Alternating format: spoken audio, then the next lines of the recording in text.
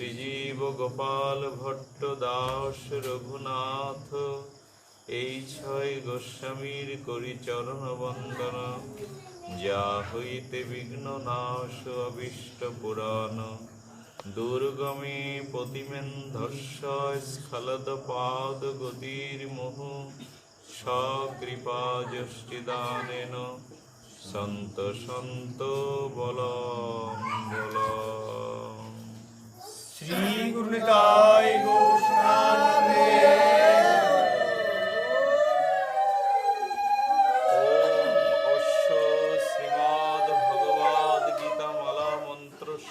শ্রী ভগবান বেদব্যাস ঋষির অনুষ্টব ছন্দ শ্রীকৃষ্ণ পরমাত্মা দেবতা অসচ্ছনব্য শোষ স্তনং প্রজ্ঞাবাদনস্য ভাষসেতি বীজম সর্বধর্মান পরিত্যজ্য মামেকং শরণং ব্রজেতি শক্তিম অহং তং সর্বপাপেভ্যো মোক্ষয়িষ্যামিমাশুচ ইতি কিলিকম। শ্রীকৃষ্ণ পিতার্থে গীতা পাঠে বিনিয়োগা। শ্রীমদ্ ভগবদ গীতা দ্বাদশ অধ্যায় ভক্তিযোগ শ্লোক সংখ্যক সপ্তম। তেষমহং সমুদ্ধূতা মৃত্যু সংসার সাগরত ভবামিন চিরাত পার্থ মর্যা বেশিত চেতসাম। হে পার্থ, আমাতে সমর্পিত চিত্ত সেই ভক্তদের আমি মৃত্যুরূপ সংসার সমুদ্র হতে শীঘ্রই উদ্ধার করিয়া থাকি।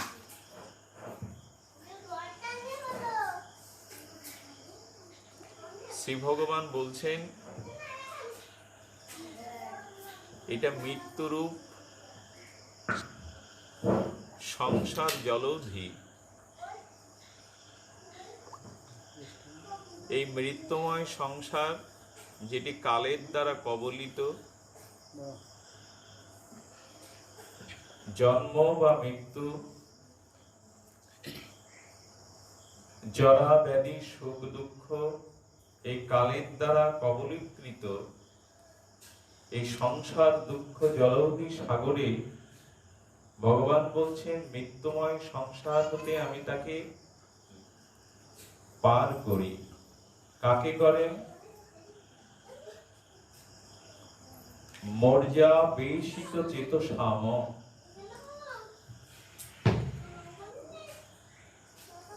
যাদের মন আমাতে অর্পিত হয়েছে, যারা সংকল্প বিকলাত্মক অন্তরিন্দ্রিয় বৃত্তিকে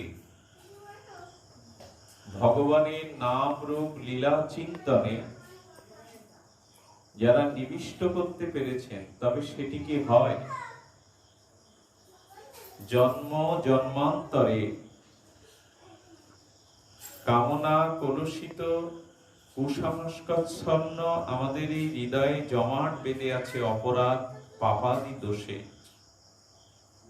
তাই আমরা যত চেষ্টা করি আমাদের মনের গতি, মনের স্থিতি শ্রী ভগবানের নাম রূপ লীলা এই দিব্য চিন্ময় ভগবত তত্ত্বে মর্যবেশিত, মানে মনটা আমাদের অর্পিত হয় না।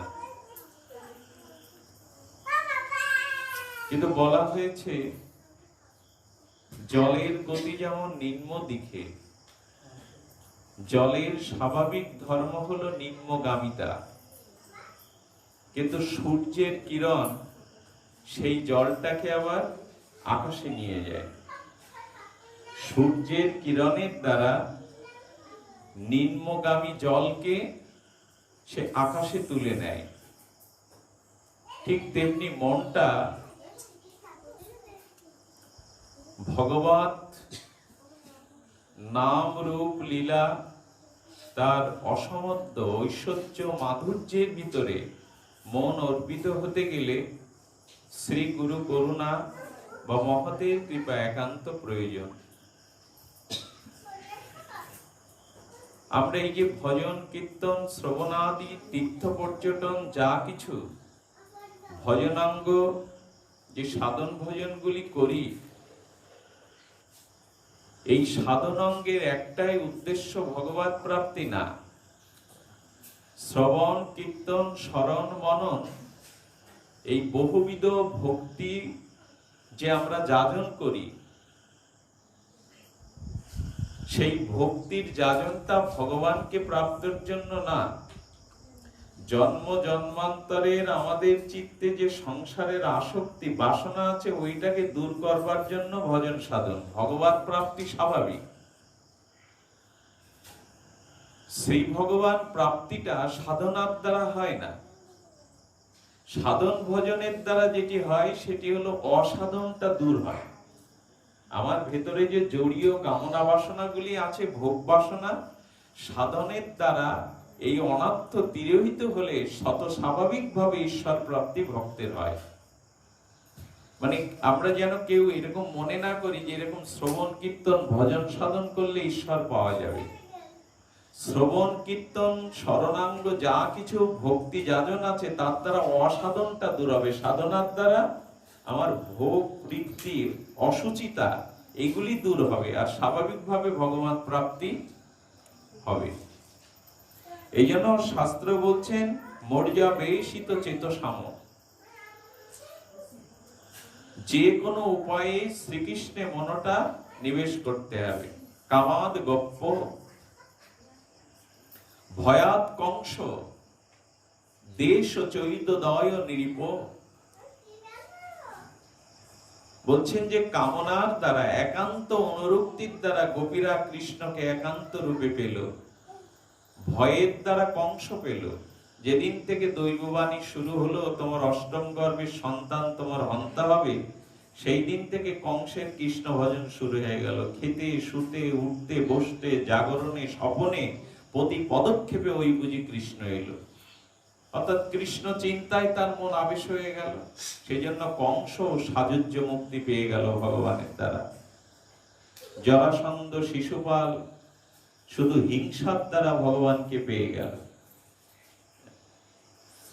আসলে যে কোনো উপায়ে মনটাকে শ্রীকৃষ্ণে তার নাম রূপ লীলাতে যে কোনো কেন উপায়েন কৃষ্ণ মন নিবেশ হয়াত, যে কোনো উপায়ে মনটা শ্রীকৃষ্ণে সমর্পণ করতে হবে। রাম এবং রাবণের লঙ্কা যুদ্ধে যখন ঋষি মুনিরা অমৃত বাড়ি সিঞ্চন করছেন, তখন রাক্ষসকুল যারা ছিল রামচন্দ্রের বিরুদ্ধে, যারা রাবণের পক্ষে যুদ্ধ করেছে, তারা সেই অমৃত বাড়ি সিঞ্চনের দ্বারা সকলেই স্বর্গ অভিমুখে মুক্তির অভিমুখে ছুটছে। তো বলছে এরা রাবণের পক্ষে অধর্মের পক্ষে যুদ্ধ করলো প্রভু, এরা বৈকুণ্ঠের দিকে মুক্তির পানে ছুটছে কেন? এরা যখন যুদ্ধ করছিল এদের সামনে ছিল রামচন্দ্র, তাদের মুখে ছিল ধর রাম মার রাম। রামকে নয়নে দেখছে, ধর রাম মার রাম করে রামেতে তন্ময় হয়ে ওই রাম নাম করতে করতেই রাক্ষসকুল সৈন্যরা নিহত হয়েছে। যেহেতু রামকে সম্মুখে দর্শন করেছে, মুখে ধর রাম মার রাম এই করেছে, এই জন্য তারা যে কোনো উপায়ে মনটা ভগবানে নিবিষ্ট হতে হবে। মন যদি দেহ ভোগের সংসার আসক্তির দিকে যায় তাহলে জানবেন আমার পতন হয়ে গেল। সাধন ভজন সাধু সঙ্গ হরিকথা যা কিছু শ্রবণ কীর্তন, তার একটি মাত্র লক্ষ্য বা উদ্দেশ্য অসাধনটা সাধনের দ্বারা দূর হওয়া। আমার যে ভোগ আসক্তি রয়েছে এটাই দূর হওয়া। এইটি সহজে আমাদের হয় না। মর্যাবেশিত চেতসাম, সংসার সমুদ্র থেকে ভগবান বলেছেন আমি শীঘ্রই উদ্ধার করি, বিলম্বিত করি না। কিন্তু দুর্ভাগ্য আমাদের, দুর্বুদ্ধি আমাদের। কোন খেয়া ঘাটে তরণী আছে, মানে নৌকা আছে, আর নৌকার স্বভাব তাকে আশ্রয় করলে, নৌকাতে উঠলে সে সাধু অসাধু বিচার না করে সবাইকে পার করে দেয়। কিন্তু দূরে দাঁড়িয়ে কেউ যদি দাবি করে নৌকা আমাকে পার করছো না কেন, নৌকা বলছো তুমি আমাকে আশ্রয় করছো না কেন? দূরে দাঁড়িয়ে পারের কথা বললে আমি কি করে পা, আমাকে আশ্রয় করো। কারণ ভগবান বলছেন এই মৃত্যুময় জরাময় সংসার থেকে আমি উদ্ধার করি, তো তুমি আমাকে আশ্রয় করো। তো ভগবানকে আশ্রয় করা মানে আমাদের মনটা ভগবানে কেনা উপায়ে না মন কৃষ্ণ নিবেশয়াত। ভগবানে মনটা যে কোনো উপায়ে আমাদের অর্পিত হতে হবে, এটারই নামই প্রকৃত ভজন। শৈত্য প্রবাহ চলছে, শীতের সময় অগ্নি জ্বলছে, বহু দূরে দাঁড়িয়ে কেউ যদি অগ্নির কাছে দাবি করে, অগ্নি তুমি আমার শীত দূর করে দাও, আমার জড়তা দূর করে দাও, অগ্নি বলবে আমার কাছে এসো, দূরে দাঁড়িয়ে আমি তোমার জড়তা কি করে দূর করব? মানুষ যদি পরা শান্তি চায়, আত্মকল্যাণ চায়, তাহলে তার মন থেকে সংসার বা দেহভোগের আসক্তিগুলো যাতে দূর হয়ে মনের ভিতরে শ্রী ভগবানের নাম রূপ লীলা চিন্তনাদি এই আবেশটা আসে। আমাদের তো আবেশ নাই, আমাদের আবেশ আছে ভোগের আবেশ, আসক্তির আবেশ।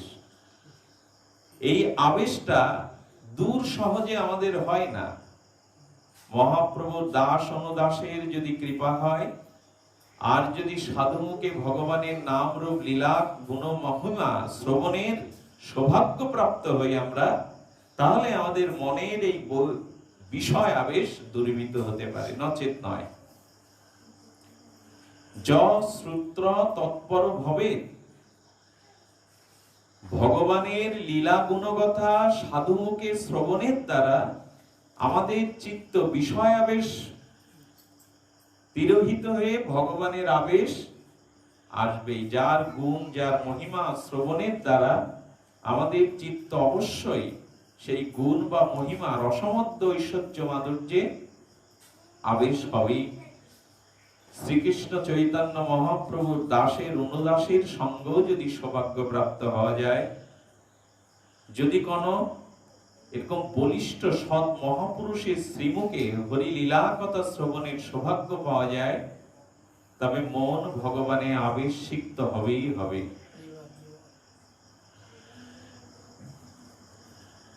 ভগবানের লীলা বড় মধুর। শ্রীকৃষ্ণ চৈতন্য মহাপ্রভু তার বাল্য লীলায় তিনি তখন শচীর অঙ্গনে তার শৈশবে সেই পরম অদ্ভুত পরম আনন্দময় লীলা দ্বারা সমগ্র নবদ্বীপের নরনারীকে তিনি পরমানন্দ বিতরণ করছেন। এক তৈত্বিক ব্রাহ্মণ, মানে তীর্থে তীর্থে যিনি পরিভ্রমণ করেন, সেই ব্রাহ্মণ সচিবার গৃহে এসছেন। সেই ব্রাহ্মণ সপাকি রান্না করে গোবিন্দকে ভোগ লাগিয়ে প্রসাদ পাবেন, এই তার উদ্দেশ্য। সচিমা সব জোগাড় করে দিয়েছেন। মিশ্র দম্পতি তো অতিথি নারায়ণ জ্ঞানে বৈষ্ণব অনুরাগী তারা। তো তখন কি করেছেন, সমস্ত কিছু উপাচার গুলো প্রস্তুত করে দিয়ে ব্রাহ্মণ তখন নিজে সপাক মানে ভোগ রন্ধন করে শ্রী গোবিন্দকে ভোগ লাগিয়েছে। চোখটা মুদ্রিত করে যখন গোবিন্দকে নিবেদন করছেন, এই বুঝি গোবিন্দ আসনে উপবেশন করলো, গোবিন্দ এই বুঝি আসমন করলো, গোবিন্দ এই বুঝি প্রসাদ গ্রহণ করলো নীরবে, ঠিক সেই মুহূর্তে চোখ খুলে দেখে ছোট্ট বালক চঞ্চল নিমাই এসে এটু করে সেটা খাচ্ছে। সর্বনাশ! সারাদিন পর গোবিন্দকে ভোগ লাগিয়ে সেটা ভোগ লাগাতে পারলাম না, নষ্ট করে দিলে। জগন্নাথ মিশ্র সচিমা বড় ব্যথা পেলেন। ওনার কাছে বারবার ক্ষমা প্রার্থনা করে বলছেন, আমার দুষ্টু বালক আপনার আরাধনায় ক্ষতি করে দিয়েছে, আপনি ক্ষমা করুন। আমরা আপনার কাছে প্রার্থনা করছি, আবার আমরা উপচারাদি অর্পণ করছি, আপনি আবার ভোগ লাগান। তো বলছেন এইবার লাগাতে পারি, দুষ্ট বালকের স্বভাব আবার যদি আসে। তখন সচিমা বলছেন, না, আমি ওকে নিয়ে পাশের কোনো প্রতিবেশিনীর বাড়িতে যাচ্ছি, আপনি আপনার মতো ভোগ লাগিয়ে প্রসাদ পান। সচিমা তাকে কোলে করে কোনো প্রতিবেশিনী মায়ের কাছে গেছেন, এদিকে যথারীতি রন্ধন ক্রিয়া সম্পন্ন করে আবার ভোগ লাগিয়েছেন, আবার নিমা এসে উচ্ছিষ্ট করে দিল। আছে তো প্রতিবেশী কোলে, কিন্তু যোগমায়া আশ্রিত হয়ে ভগবান এরপরে যখন নিমাইকে ধরে শাসনের সুরে বলছে যে আবার আমার ভোগ নষ্ট হলো, আমি এখানে প্রসাদ পাবো না, আমার এখানে গোবিন্দ আর প্রসাদাদি আমার ভাগ্যে লেখেননি, আমি এখানে প্রসাদ পাবো না।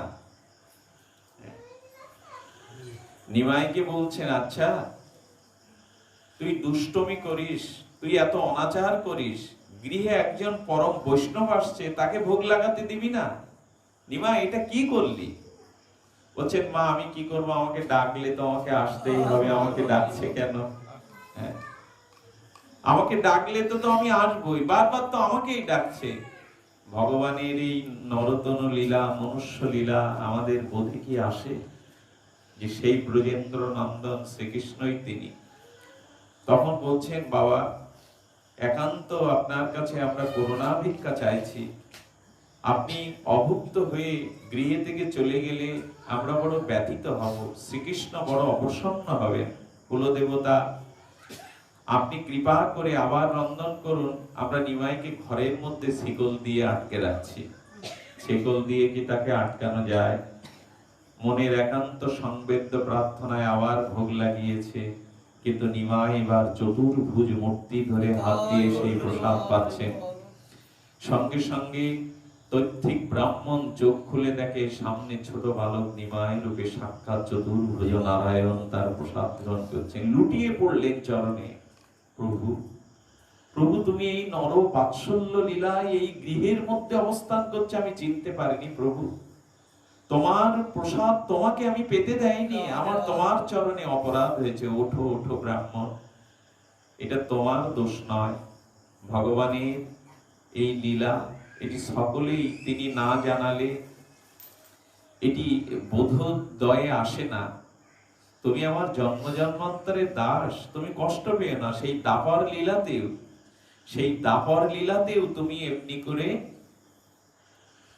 আমি তোমার দেওয়া প্রসাদ পেয়েছিলাম, তুমি আমার নিত্য জন্ম জন্মান্তরের দাস। তবে আমি যে ঈশ্বর, আমি ব্রজেন্দ্র নন্দন, এখানে যে নিমাই রূপে বাৎসল্য লীলা করছি নবদ্বীপে, এই ঘটনা তুমি কাউকে বলবে না, যদি বলো আমি তোমাকে আর এই ধরা জগতে রাখবো না।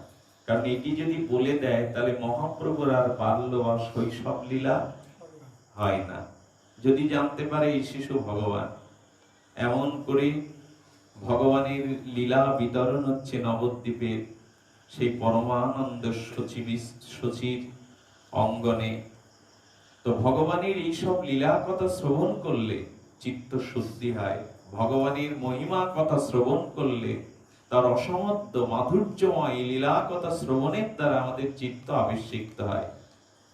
সেই পুরাতন কথায় এক ভিখারিণী তার ময়লা কাপড় রুগ্ন স্বামী গৃহে, সেই বুড়িমা বৃন্দাবনের কিছু বনফল ফেরি করে বিক্রি করেন, ফল নেবে এই বলে। গোপাল যশোদার অঙ্গনে যথারীতি অবস্থান করছেন, বুড়িমা এসেছে, ফল নেবে গো, ফল নেবে। গোবিন্দ তার সেই বাৎসল্য লীলায় বুড়িমাকে ডেকে বলছে, বুড়িমা আমায় একটা ফল দেবে গো।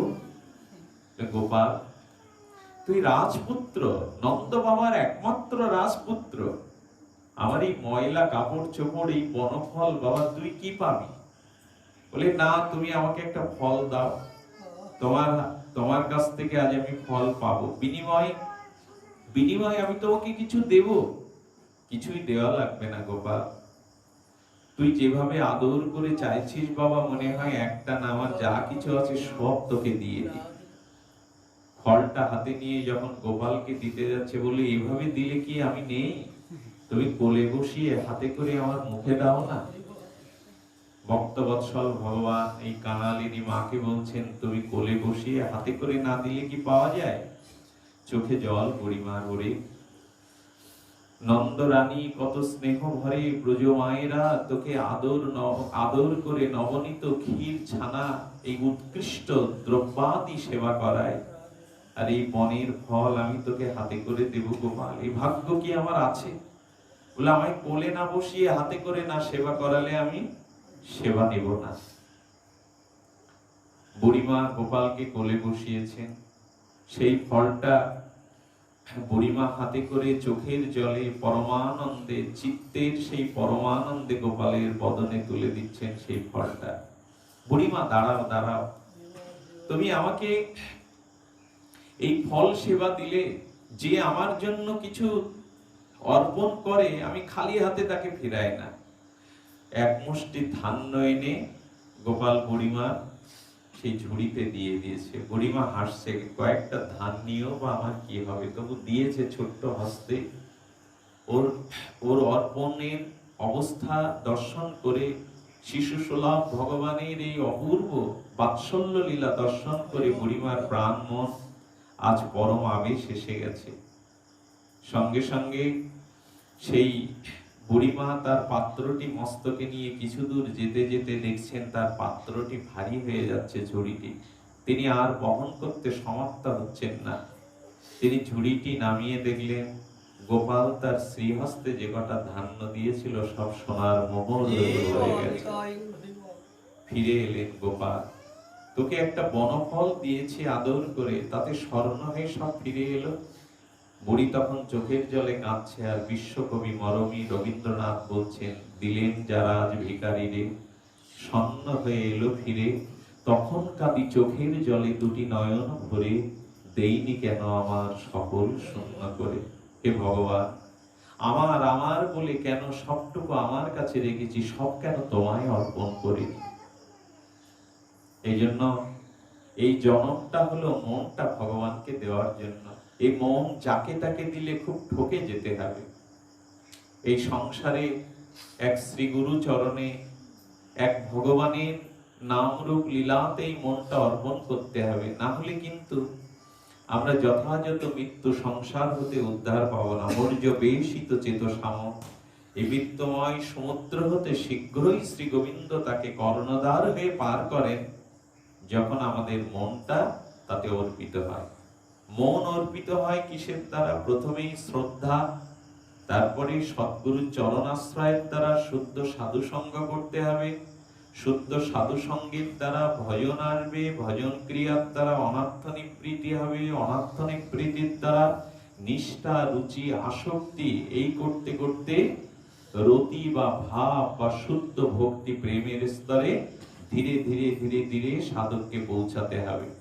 তাহলে আমাদের মনকে যাতে ভগবানে আবেশ আসে, এই চেষ্টাটাই আমাদের পুনঃ পুনঃ করতে হবে। আর সেই জন্য শুদ্ধ ভক্ত সঙ্গে সাধু মুখে ভগবানের এই অপূর্ব লীলা গুণগাথা শ্রবণের মহিমার দ্বারা আমাদের মনে, কারণ যার গুণ আমরা শ্রবণ করছি ইনি সর্বকারণের কারণ, অনাদির আদি, ইনি সচ্চিদানন্দময় ভগবান, সচ্চিদানন্দ পূর্ণ কৃষ্ণের স্বরূপ, একই চিৎশক্তি দ্বার ধরে তিন রূপ।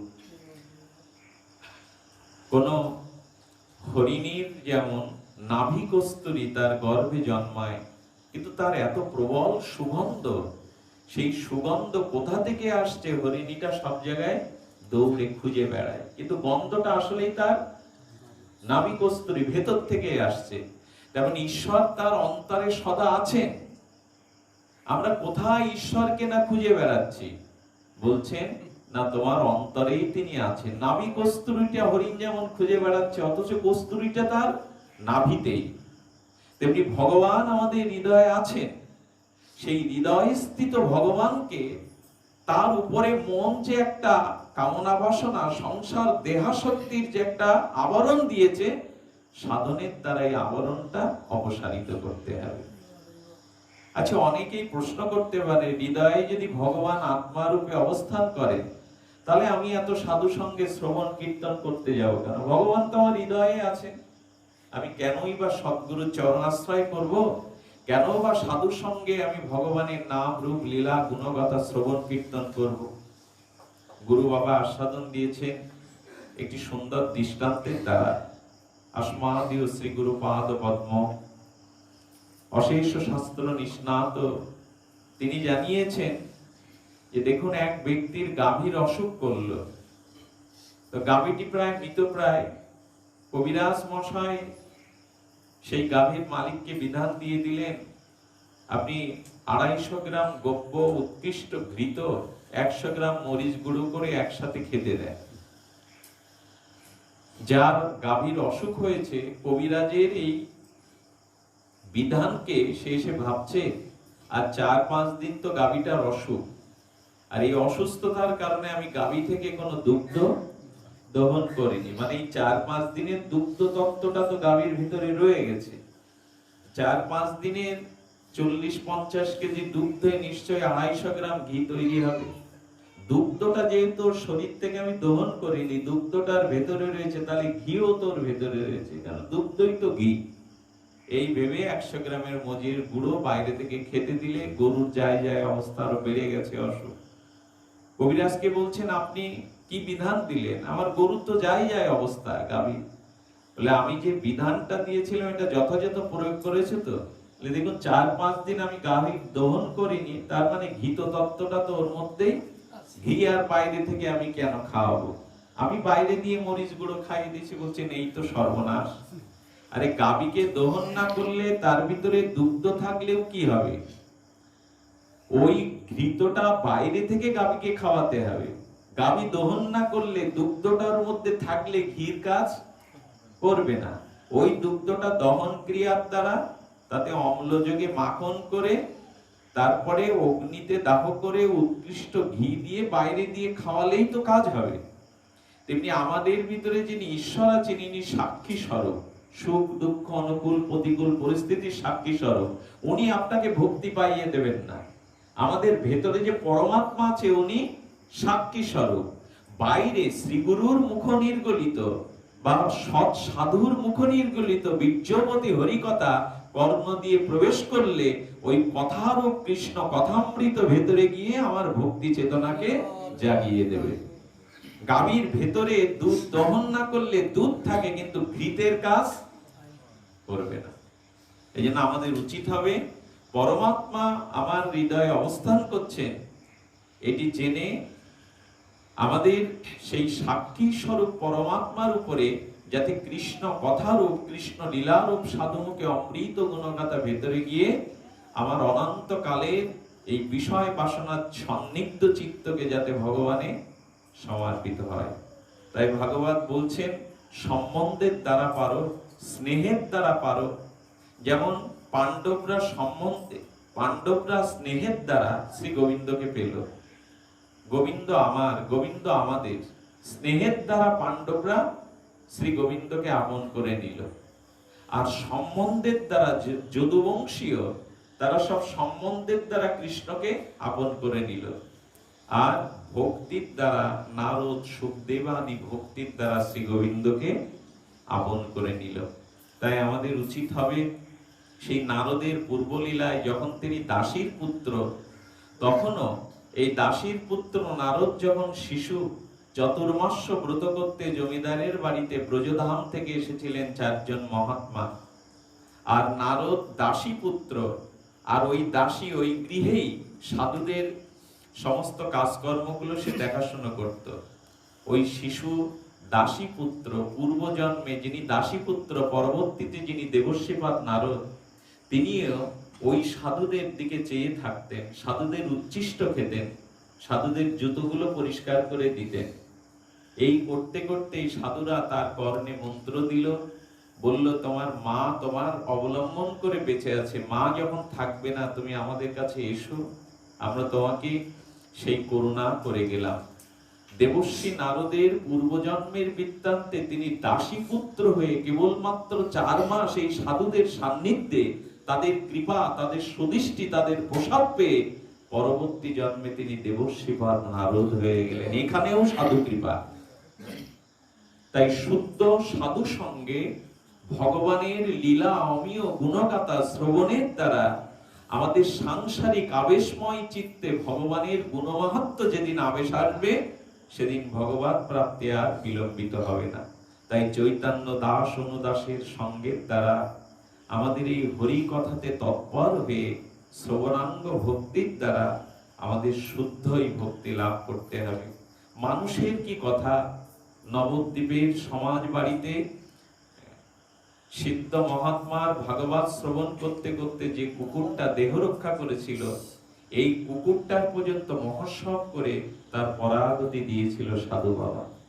এই জন্য শ্রবণাঙ্গ ভক্তির দ্বারা আমাদের মন যে কোনো ভাবে যাতে ভগবানে আবেশ আসে, আসক্তি আসে, আমাদের ভিতরে যাতে ভগবানের নাম রূপ শ্রবণের উৎকণ্ঠা জাগে, সেই চেষ্টাটাই শ্রীমদ্ ভাগবত গীতা এখানে বলতে বলেছেন। আসুন আমরা চেষ্টা করি আমাদের জীবনের এই কাল কবলিত যে সময়, দিন দিন যে আমাদের পরমায়ু ফুরিয়ে আসছে, এই অল্প সময়ের মধ্যে যথার্থ রূপে আমরা শুদ্ধ ভক্ত সঙ্গের দ্বারা, সাধুমুখে হরি কথা শ্রবণ কীর্তনের দ্বারা আমাদের মনে যাতে ভগবানের আবেশ আসে, এই চেষ্টা, এই চিন্তা করলেই কেবল অতি অচিরাৎ এই মৃত্যুময় সংসার সাগর হতে ভগবান তাকে উদ্ধার করবেন।